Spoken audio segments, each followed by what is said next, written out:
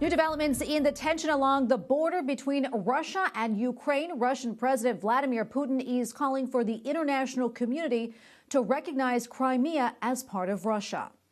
Донецкая Народная Республика, есть Луганская Народная Республика, есть соответствующие пункты, которые говорят, конечно, мы же подписали. President Putin says people in Crimea voted in 2014 to be a part of Russia. He likened it to Kosovo's independence from Serbia back in 2008. This comes as lawmakers authorized the Kremlin to use military force outside of Russia, a move that could trigger an invasion of Ukraine.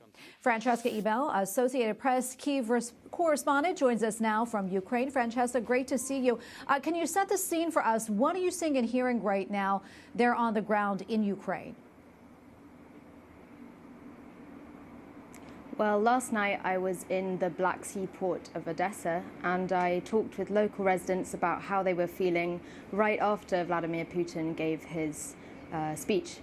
And there was a bit of a mixed reaction. There were people that didn't want to talk about politics, and there were people that felt devastated that they were facing the loss of these territories. There were also people that told me they were fearful about what could come next. I spoke with one woman who said that she was very sad to see her country being torn up into little pieces. Now I'm in Kiev today, and the atmosphere has been quite muted. People are going to work, and the bars are full and the restaurants are full. So on the surface, there isn't much change in daily life.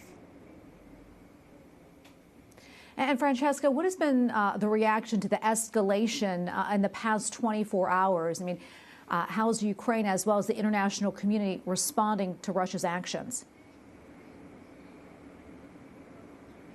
Well, in the international community, we've heard that the UK, the US and the EU have announced a first wave of sanctions.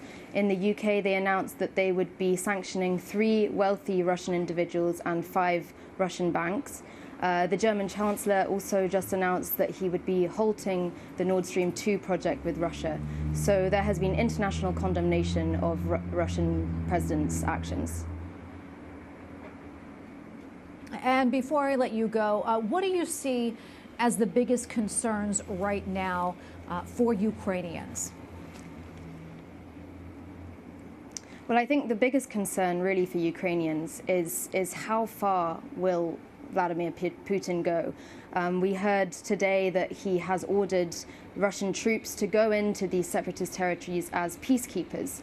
And the question really is, will they stop there? Will they stop in these regions, or will they try to go further into Ukraine?